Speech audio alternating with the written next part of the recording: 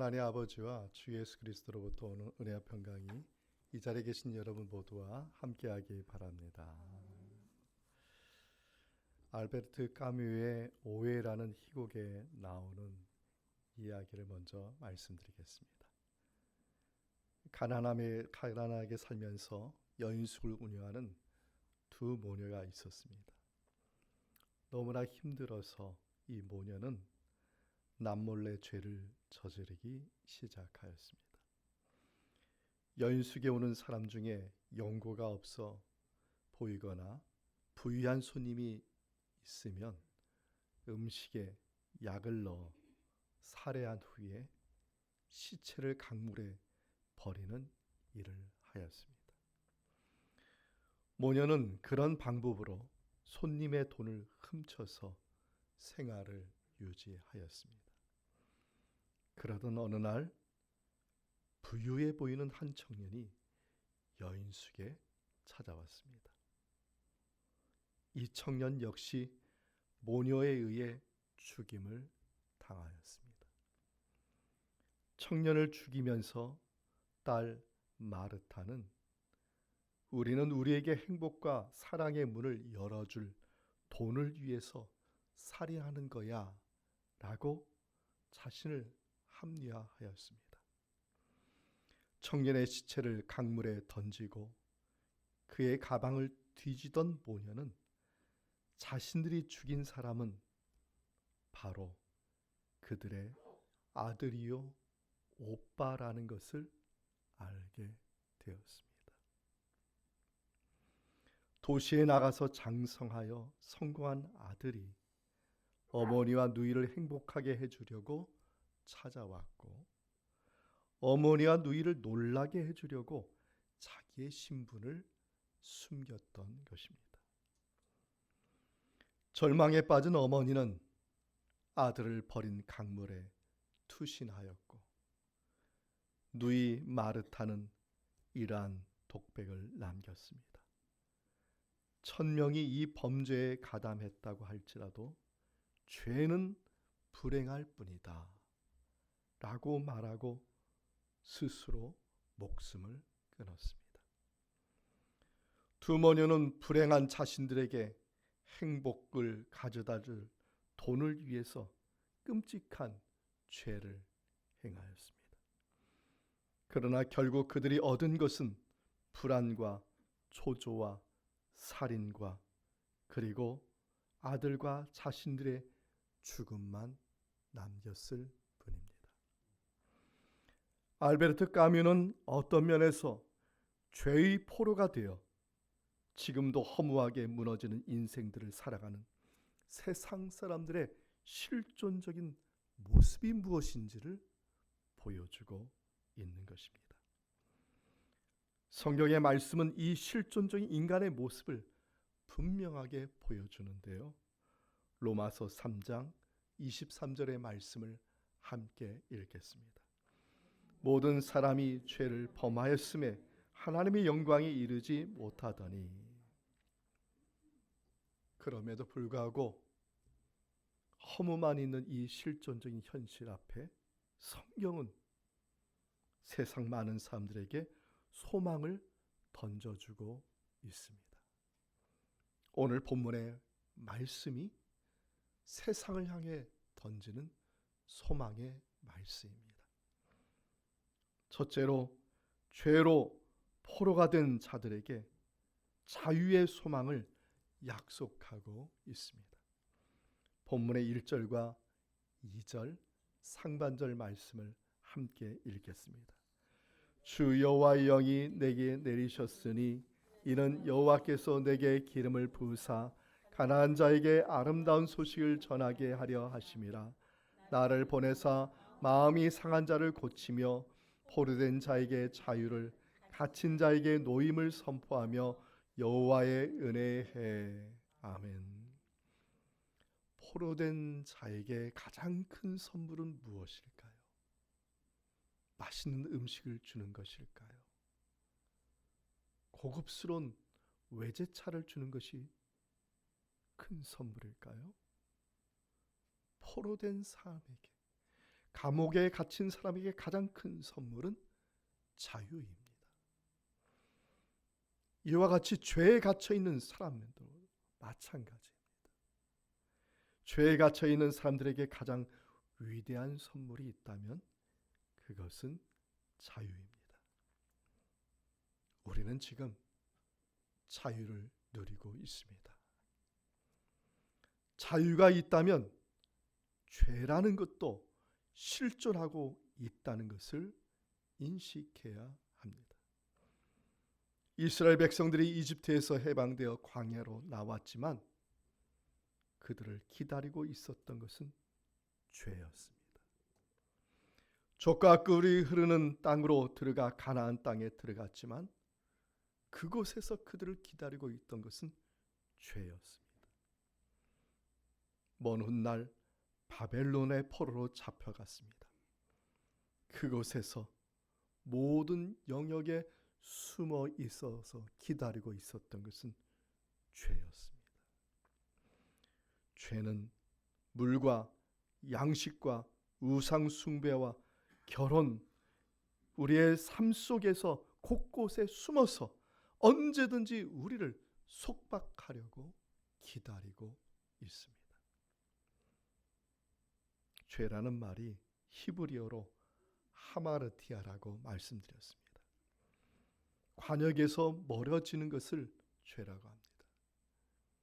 이 말은 하나님께로부터 떠나고 하나님으로부터 멀어지는 것이 죄인 것입니다. 이제 하나님께서는 이스라엘 백성들을 죄의 속박에서 풀어주시겠다고 오늘 본문의 1절에 말씀하고 있습니다. 우리들도 죄의 속박을 받고 있다는 것을 주의하여 우리는 생각해야 됩니다. 그러나 우리 안에 있는 모든 속박들을 하나님께서 이미 풀어주셨다는 이 사실도 믿어야 되겠습니다. 예수 그리스도의 십자가의 복음이 우리의 모든 속박, 묶인 것으로부터 자유하게 하여 주셨습니다. 이 시간 우리를 속박하고 억압하고 묶어있는 죄의 사슬들이 예수 그리스도의 이름으로 끊어지며 자유하게 되시는 저와 여러분 되기를 바랍니다. 본문에 은혜의 해라고 말하고 있는데 희년을 말합니다. 7년이 7번 지나서 50년째 되는 날을 희년이라고 말을 합니다. 레위기 25장 10절의 말씀을 함께 읽겠습니다. 너희는 50년째 해를 그 땅에 있는 모든 주민을 위하여 자유를 공포하라. 이 해는 너희에게 희년이니. 희년, 이때가 되면은 모든 것을 원래 상태로 돌이키는 것입니다. 다른 사람의 소유물을 내가 가지고 있으면 그 소유물을 원래 주인에게 돌려주는 것입니다. 종을 내가 데리고 있으면 그 종에게 자유를 주어서 원래 자리로 돌아가게 하는 것입니다. 이것의 뜻은 12지파가 처음으로 가나안 땅을 분배받았을 때 그 땅의 소유물과 그 땅의 모든 것들을 원래 상태로 되돌려 주는 것을 바로 희년의 뜻이라고 할 수 있습니다. 이스라엘 백성들이 12지파의 땅을 받았을 때 그때는 그들은 누구에게도 종도 아니었고 누구에게 속함 받은 사람도 아니었습니다. 그들은 자유를 가진 사람들이었고 그 땅의 주인들이었습니다. 그래서 그들은 자유인이면서 동시에 종이었고 종이면서 동시에 자유인이 되는 것이 이것이 희년의 의미이고 바울이 고린도전서 9장 19절에 말씀한 취지와 같은 의미입니다. 한마디로 희년은 원래의 상태로 돌아가는 것입니다. 그런데 죄는 이것을 깨트립니다. 저와 여러분이 이스라엘 원래의 상태는 어디입니까? 하나님께 가까이 있는 것이죠. 그런데 죄라는 것은 어떻게 합니까? 가까이 있지 못하게 하고 멀어지게 하고, 그래서 사람들을 죄로 속박하여 죄의 포로가 되어서, 로마서의 말씀대로 죄의 삭은 뭐라고요?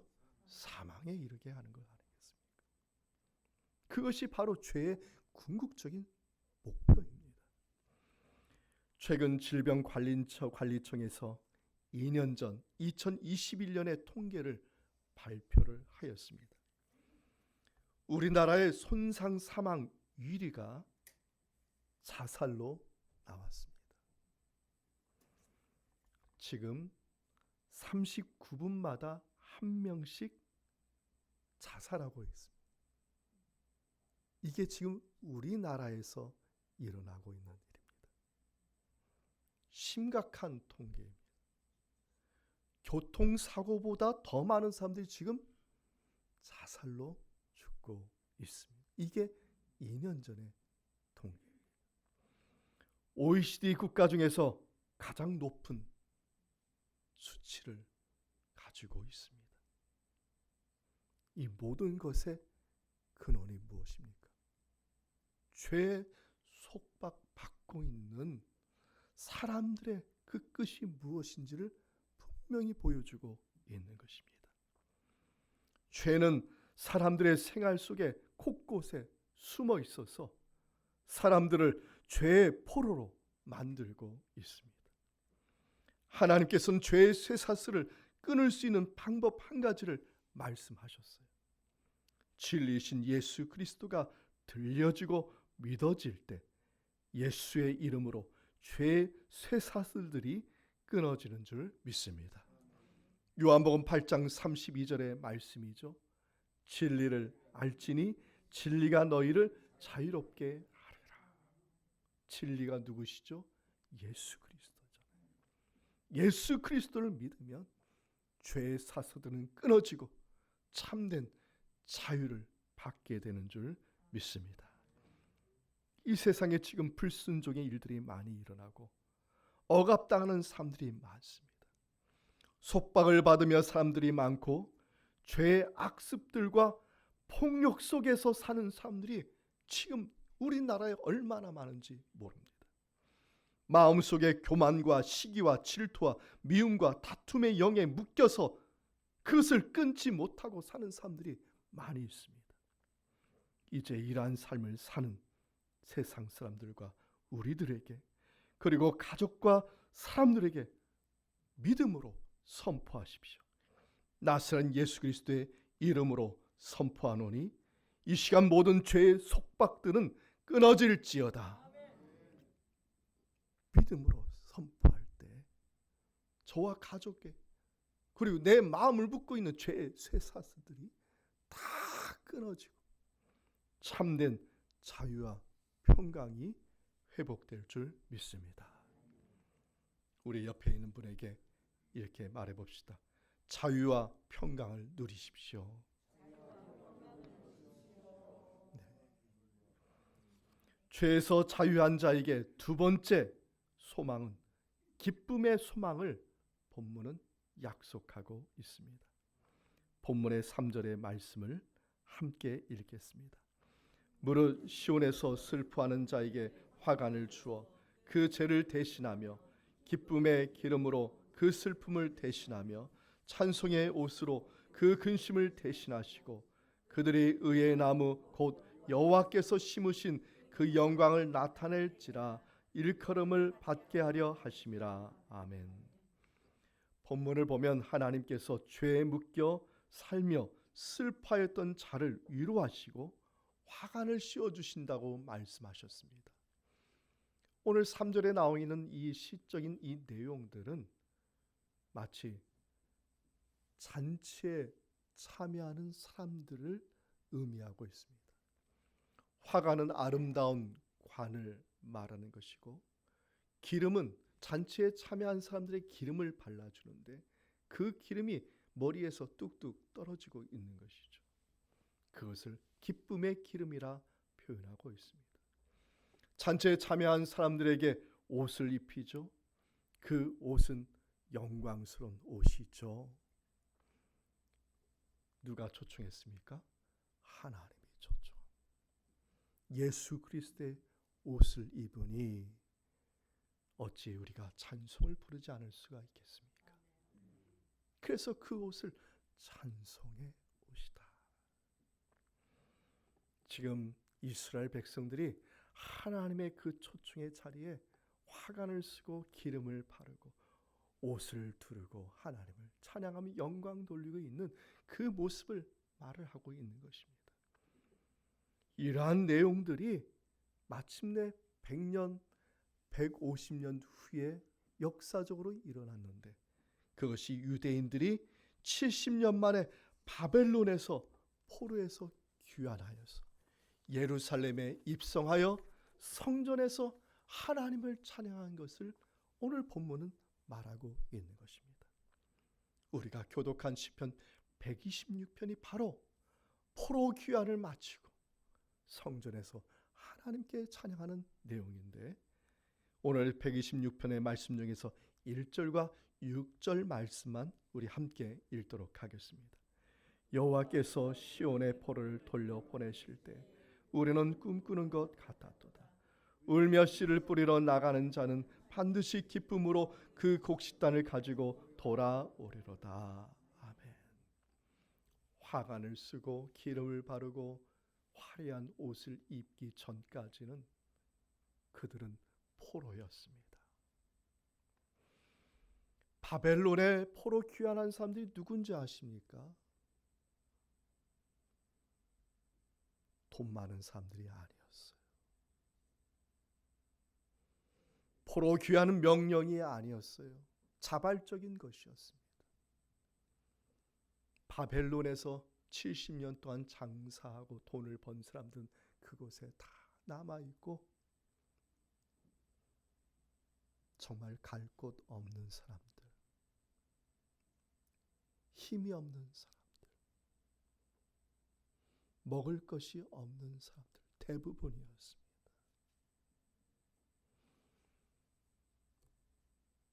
팔레스틴 땅에 이스라엘 땅이 없을 때 유대인들은 흩어져 살았었죠. 팔레스타인이 이스라엘 땅이 생겼을 때 그곳에 돌아온 사람들이 누구였습니까? 전 세계에 흩어져 있는 유대인 중에서 돈 없는 사람들, 힘 없는 사람들, 심지어는 집이 없는 사람들이 다시 유대인 이스라엘 땅으로 돌아온 거예요.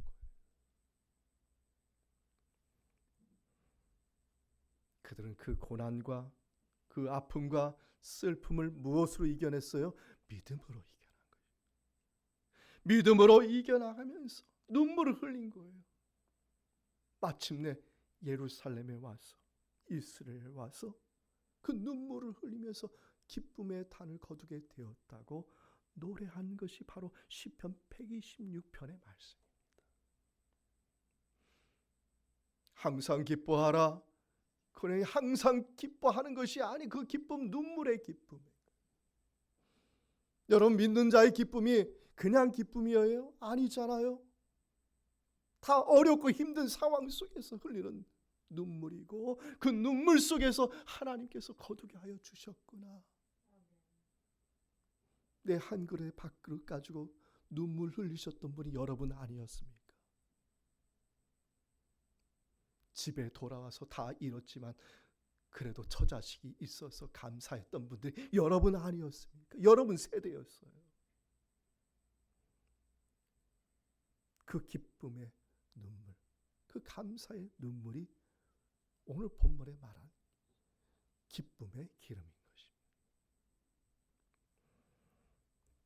손양한 목사님의 여수 순천 반란 사건 때 두 아들이 공산당에 의해서 처형되는 끔찍한 일이 있었습니다. 그 손 목사님께서 두 아들의 장례식 때 10가지의 감사를 드렸어요. 감사가 나올 수 있는 상황이 아니죠. 두 아들을 잃었는데 첫 번째 이렇게 감사했습니다. 나같이 허물 많은 사람의 혈통 중에 순교자 자식이 나와서 감사합니다.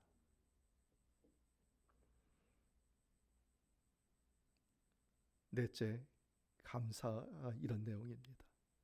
한 아들 순교하기도 어려운데 두 아들이 순교하게 되었으니 감사합니다. 여섯째, 감사가 이런 내용입니다. 미국 유학을 준비하고 있었는데 미국보다 더 좋은 천국에 가게 되었으니 감사합니다. 그리고 일곱째 감사가 이런 내용입니다. 두 아들을 총살시킨 그 원수를 내 아들로 삼을 수 있는 마음 주시니 감사합니다.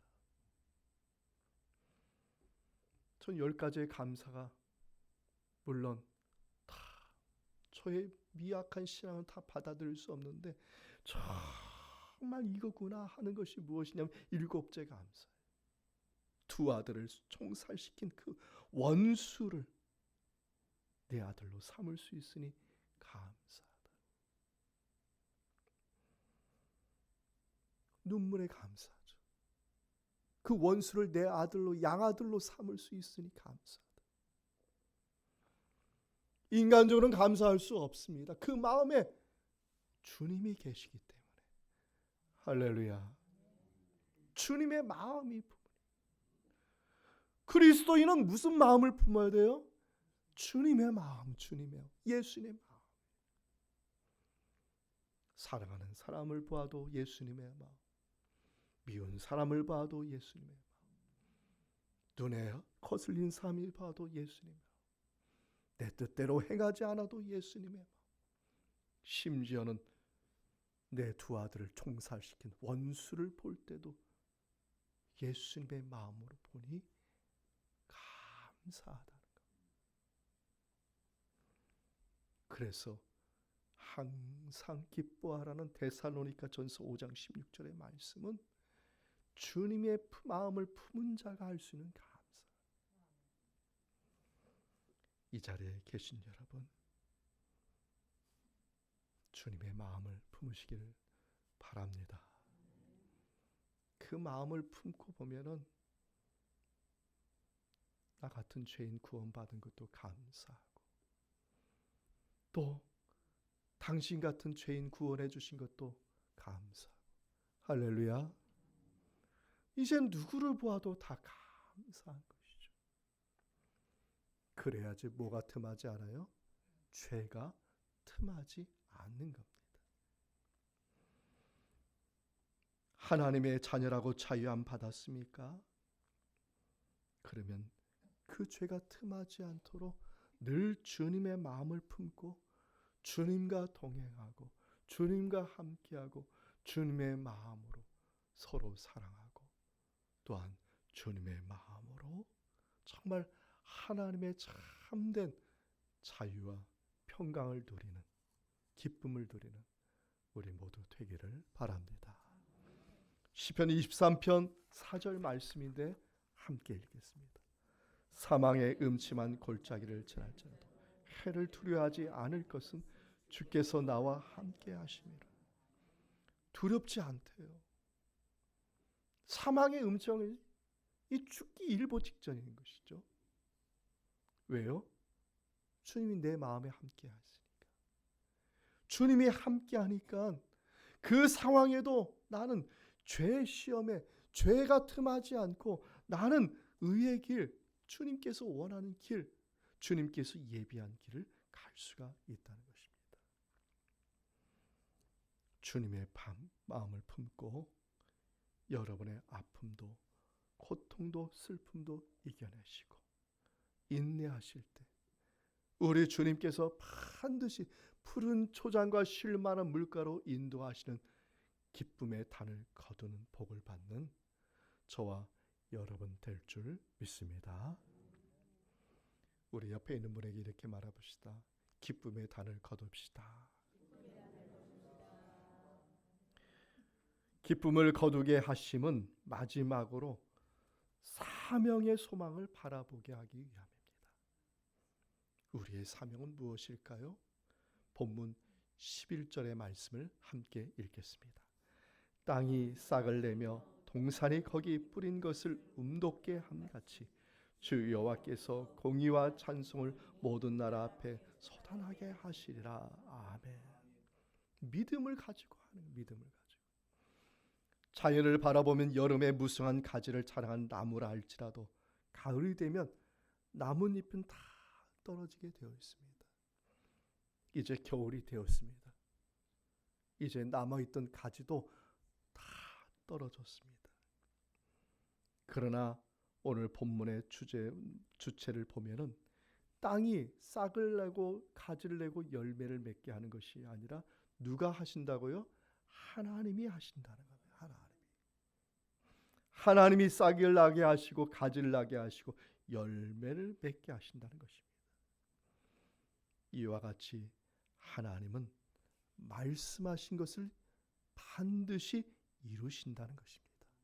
마치 땅에서 싹이 올라오듯이 하나님의 말씀은 솟아나서 그 말씀을 반드시 이루게 하시는데, 그 말씀을 이루게 하는 나무가 있어요. 그 나무가 누구냐?